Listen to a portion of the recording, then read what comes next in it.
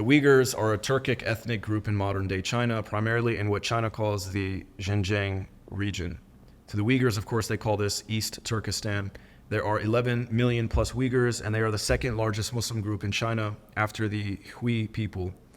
They have their own language, and their culture is distinct from that of mainland China. The Xinjiang region, or East Turkestan, is autonomously governed, or it was autonomously governed, meaning they govern themselves to an extent despite living under China's governmental system. The Uyghurs consider themselves occupied by China as the region was conquered by the Chinese in the late 1800s. The Xinjiang region is massive. It is 3 times the size of France and has important resources such as oil, gas, minerals, and even cotton. It's also strategically important to the Chinese Belt and Road Initiative, with many railroad lines and highways cutting through the territory on its way to Europe.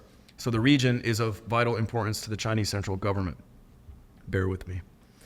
The Uyghurs insist they face discrimination and oppression by the ethnic Han majority. There is a movement to gain independence from China, and there are Islamic groups within Turkestan that use violence to achieve their political goals. The Chinese government claims they are cracking down on security threats in the region to counter terrorism. Part of these crackdowns include the development of internment camps where Uyghurs are allegedly held for what the Chinese government calls job training facilities. The Uyghurs insist that these are propaganda camps where Uyghurs are tortured, raped, beaten, abused, and forced to abandon their cultural and religious beliefs in exchange for a more Chinese identity. There are a lot of details that I am, of course, leaving out for the sake of time. You have claimed that there is no Uyghur genocide taking place, another position that has angered Muslims, leading some to call you a hypocrite. They say you condemn Israeli genocide, but greenlight a Chinese one because of your affinity for the Communist Party and multipolar world order. I'd like you to clarify your position on this. Do you, in fact, deny the quote-unquote genocide, and if so, how would you describe China's actions? Well, anybody who calls what's happening in China genocide is doing an extreme disservice to those who are fighting a real genocide in Gaza and Palestine, West Bank, all that, because there's absolutely no evidence whatsoever. It's all concocted by the State Department and the CIA and the military-industrial complex, both in the United States, Australia, and the United Kingdom. And what I think is so, and also, oddly enough, Qatar and Turkey are also backers of this narrative, and Israel. Israel's a big backer of the narrative that there's a genocide going on in Xinjiang, which is hilarious. They've actually gone to the extent of condemning China at the United Nations for allegedly carrying out a genocide against the Uyghur Muslims, as if they care about Muslims, you know? So I think that, you touched on some important points there. Yes, this region, Xinjiang, is very important to China, but it's also very important to the rest of the world. There was a very famous godfather of geopolitics in the 1940s. His name was Mackinder, and he termed the phrase the Eurasian heartland, which is essentially like the Xinjiang region, Central Asia, Afghanistan, Kazakhstan, all those regions. And the idea is that this is such a resource-rich region of the world, and not only is it resource-rich, but it connects China, which at the time and for many, many thousands of years has been a region that is highly populated, with the Middle East, with Iran, with Russia to the north, and further down with Europe. It's where all this, some of the major routes on the Silk Road were. So this region is very important, and the CIA has spent a lot of time and a lot of money over the past 50 or so years since Brzezinski to try and take control of that region and establish U.S. subservient leaders in that region, or to balkanize China in the case of Xinjiang. Balkanize means to split it up, so you wouldn't have one China, you'd have a bunch of smaller Chinese states, which weakens the power of it. And the newest iteration of that is what we're seeing with this claim of a genocide in Xinjiang. But to give a little bit more context on the history, essentially the claims of violent acts in the name of East Turkestan Uyghur separatism are true. Between 1996 and the early 2000s, there was, I think, about 200 violent terrorist attacks that took place by radical Uyghurs in this region and in other places of China further west. I think we have to be very important when we say the Uyghurs say this, the Uyghur did this, the Uyghurs believe this, because the radical elements that currently now are being funded by the CIA, like they're on the CIA checkbook, they're being paid by the National Endowment for Democracy, which is a CIA organization. They're being paid by Radio Free Asia, which is also funded by the National Endowment for Democracy. You know, like those individuals, the radical elements, they don't represent the overwhelming majority of the Uyghur people. The overwhelming majority of the Uyghur people, frankly, I think they just want to live a happy life. I think they want to have mosques to go and pray at. I think they want to have the ability to live a functioning life in China, and they want to have a safe neighborhood with good jobs. You know, that's kind of the basics of life, you know? When it comes to the Xinjiang region, China's built over 20,000 mosques.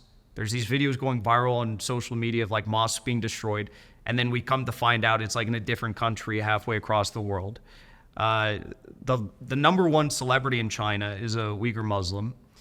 The Uyghur Muslim population is actually increasing at a faster rate than the Han Chinese population because they weren't held to the one China policy in Xinjiang.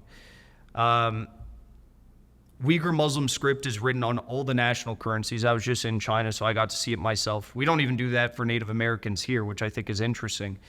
But the history of these terror attacks with Uyghur radicals began after some of them went to go fight with the Mujahideen in Afghanistan. They became radicalized by this ideology that was exported from Saudi Arabia. They then came back to Xinjiang to try and establish a free Xinjiang. And when that didn't happen, there wasn't enough people. They began to do these terror attacks, some of which killed hundreds of people, very large ones, some of which weren't as deadly. They also tried to actually seize an Airbus and crash an Airbus in China, which would have been horrific, but it was stopped. And at the end of the day, I guess their mission for establishing a free and independent East Turkestan failed. So now they're having to rely on the international Western community to try and bankroll them and further exacerbate the claims that they're putting out of genocide. The claim of genocide is interesting because it was actually initiated by U.S. government workers who went to Xinjiang, a region of 11 million people, and they interviewed a grand total of 8 Uyghur Muslims in a region of 11 million people. They did this because they went to 8 different villages, interviewed one person in each village, and said, roughly, how many people do you know of who are imprisoned in a concentration camp, they called it. And he said like 250 people, 300 people, 400 people I know personally. Then they extrapolated those numbers, those percentages, on the entire population of 11 million Uyghur Muslims. So that's how you get those crazy numbers of 2 to 3 million people being in these camps. There was just a big Uyghur tribunal that was held, World Uyghur Tribunal that was held, which was an effort to, I guess, encourage Western businesses to look at this propaganda and to cease doing any business in the Xinjiang region. And even at this World Uyghur Congress, or the tribunal they called it, the official, Uyghur CIA-paid propaganda said that there was only 5,571 documented Uyghurs that they could point to who were put in these camps. So that, according to them, that's their own stat of verifiable evidence that they have. Besides that, there was not a single case of hard evidence that was actually presented in the tribunal. There was a lot of testimonies that have been proven in one way or another to be lies because some of the main people who gave testimonies and witnesses of the alleged crimes or people who were victim to it have changed their stories like hundreds of times when they go on CNN or the BBC or wherever. And it's kind of like that Yeonmi Park figure from North Korea. Like every other week, she's telling a crazy story about North Korea that's just so unbelievable. But the whole goal of this, in short, is basically the United States knows that if it can economically weaken the Xinjiang region, you're going to have more people fall into poverty. You're going to have more people that become critical of the Chinese government. You're going to have more people that maybe even fall into that radical terrorism that was brought from the Mujahideen in Afghanistan.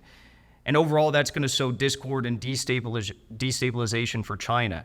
And China's done a very good job of implementing 5-year economic, in some cases 10-year economic plans in the region to try and actually uplift the standard of living of those people.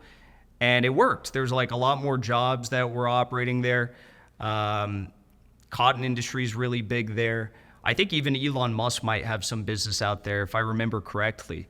But what the United States, the United Kingdom, and Australia are doing in trying to sow these seeds of, genocide conspiracy, it causes Western businesses to say, okay, well, there's this really bad story out there about how there's a genocide happening there. We have factories out there. We're getting our cotton from there. It wouldn't be that much more expensive if we did our business in Indonesia or in Taiwan instead. So let's just take our entire factory and the thousands of jobs and move them elsewhere. When you do that, the Uyghur people are left without jobs. And actually, there's been some organizations that have had to pay out hundreds of thousands of dollars to Uyghurs for making up those lies and causing them to lose their jobs. So, this has all the earmarkings of a CIA, destabilization effort. I have a story about it on my Instagram. People can go look at all the details because too many to even answer in this one question. But overall, do I think that there's those re-education camps? I mean, I don't know how much they're still doing there, the labor camps, whatever they call them. I mean, we don't really know what they're doing in there, but it's very clear that it's not a genocide or anything like that. I mean, it's 2024. If there's a genocide, it'd be filmed. There's only been one photo of an alleged camp that has been published. It's with all the guys in the blue jackets. That was actually a drug rehab facility. So those images go viral. That's not even one of the alleged, re-education or labor camps that everyone talks about. There was 4 satellite photos of the alleged camps. I think Vice News published them. One of those photos was a middle school, one of them was a high school, one of them was a logistics center, and one of them was a cell tower center. So it's like, they use these same old tactics, like when they said they had satellite photos to prove that there were WMD in Iraq, and then they have satellites to prove that there's a genocide going on in China. And there's too many inconsistencies and too many red flags here, and frankly, no evidence whatsoever to back the claims that there's a genocide. So that's why I say people who put forward these claims, it's doing a disservice to the real genocide happening in Gaza. And actually, you're hurting Uyghur Muslims inside of China because, you're causing them to lose their jobs and have more poverty in and around them, which should be the opposite of someone if you want to help the people. So it's, as Putin said, you can't beat Western propaganda. And that's the case definitely with this region.